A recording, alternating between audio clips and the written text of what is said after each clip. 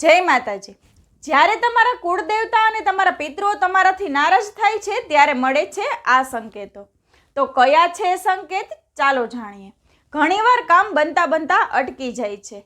નોકરી અથવા લગ્ન જેવા સમયે અચાનકથી જ વિઘ્નો આવવા લાગે છે। લગ્નના ઘણા વર્ષો થઈ ગયા હોવા છતાં સંતાનની પ્રાપ્તિ ન થવી એ પણ એક પિતૃદોષની નિશાની માનવામાં આવે છે।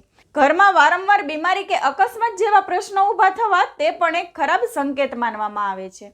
ઘરની અંદર ઝઘડાનો માહોલ, તણાવભર્યું વાતાવરણ, ઘરમાં સતત વાદ વિવાદ, બાળકોનું વારંવાર બીમાર પડવું, અચાનક ઊંઘમાંથી ઉઠી જવું, કુટુંબ ધીમે ધીમે દેવામાં ડૂબવા લાગે, સંપત્તિ વેચવી પડે અને આવકના સ્ત્રોત ઓછા થવા લાગે, ઘરની દિવાલોમાં પીપળાનું ઉગવું, આ એક પિતૃદોષની નિશાની દર્શાવે છે।